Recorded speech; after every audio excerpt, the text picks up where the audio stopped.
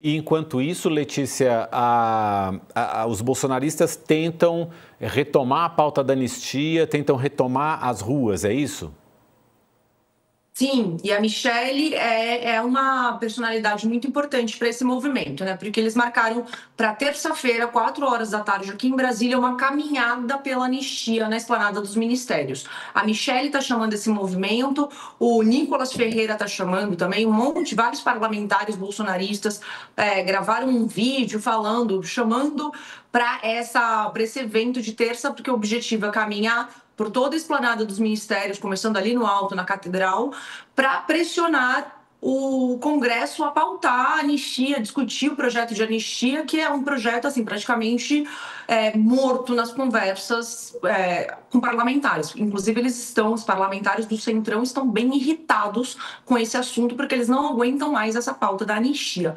Agora, tem mais um ingrediente nisso tudo que vocês estavam colocando, que é uma chapa Tarcísio e Michelle, ela fecha em torno de Tarcísio com alguns partidos, mas por causa do sobrenome Bolsonaro na chapa, é possível que a gente veja uma boa parte do Centrão, inclusive, não embarcando nela, porque existe no universo político, neste momento, e assim, ao longo desse último ano e meio, principalmente, uma rejeição ao trabalho da família Bolsonaro, uma irritação com a família Bolsonaro, porque eles estão sempre dobrando a aposta e indo para cima do Supremo, o que deixa muito conturbada a relação entre os poderes. Então, assim, falar sobre uma chapa Tarcísio e Michelle hoje, em outubro, não é a mesma coisa do que se fosse em janeiro de 2025, do que se fosse em janeiro de 2024.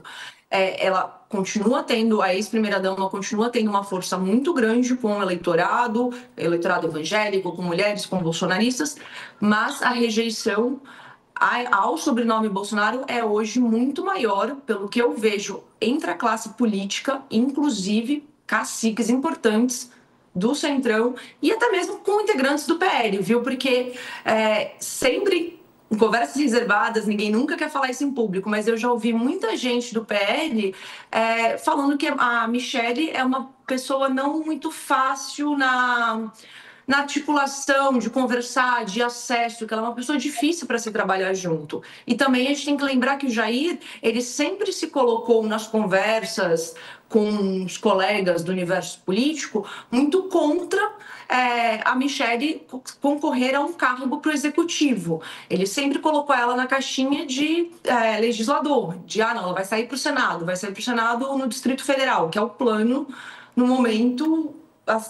É um plano muito forte ainda no momento, né, o Mauro? Essa entrevista, inclusive, do Ciro Nogueira para o Globo, nessa entrevista ele diz que na última conversa que eles tiveram, agora recentemente, que ele teve com o ex-presidente Bolsonaro, o ex-presidente disse que quer a Michelle Bolsonaro saindo ao Senado. E lembrando também que, além desse cenário todo que a Letícia trouxe, o próprio Jair Bolsonaro já comentou uma vez, ele deixa às vezes nas entrevistas dele, nas falas dele, escapar algumas coisas que são importantes da gente reparar. Ele eu lembro, numa entrevista recente, ele falou assim: a gente pode até não ganhar a presidência, o importante é ganhar o Congresso. Então, eventualmente, se eles veem que o Lula está muito forte, vai ser difícil bater o Lula na presidência, eles podem jogar todos os candidatos mais fortes para o Senado e para a Câmara. E aí você tem Michelle Bolsonaro, você tem Ratinho, você tem Caiado, você tem Zema e outros nomes aí, o próprio Flávio Bolsonaro, enfim. Você tem nomes fortes, politicamente muito fortes nas urnas para concorrer ao Senado no ano que vem, sem contar candidatos que vão concorrer para a Câmara também. Quer dizer, essa estratégia a gente não pode desconsiderar, né, Letícia?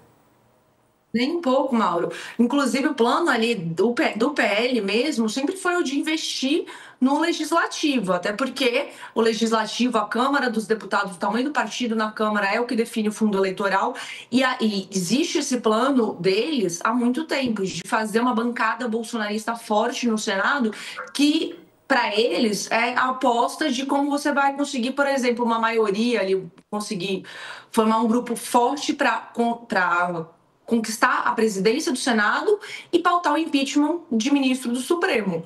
Então, impeachment de ministro é uma coisa assim, a gente nunca viu aqui no Brasil. E a gente sabe que o Davi Alcolumbre não vai pautar. O Davi é amigo do Alexandre de Moraes, ele tem uma ótima relação com o Alexandre de Moraes e com os outros ministros do Supremo. E não é uma pauta na cabeça do Davi. Ele já falou isso várias vezes, inclusive. Não é por aí que a gente vai resolver nada.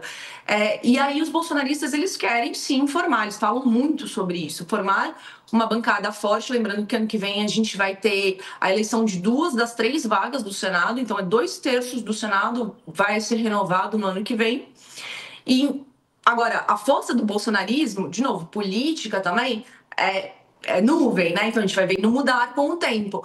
A força do bolsonarismo hoje, me parece, pelo que eu tenho observado, não é a mesma do que era 1 ano atrás, 2 anos atrás, 3 anos atrás.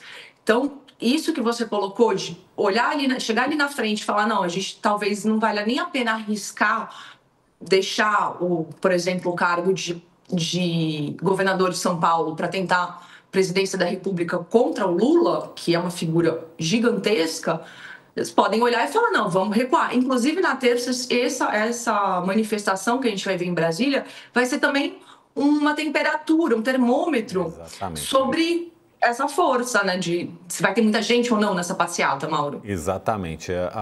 A foto que eles querem produzir dessa manifestação, dessa caminhada, vai ser importante aí para definir um pouco dos rumos.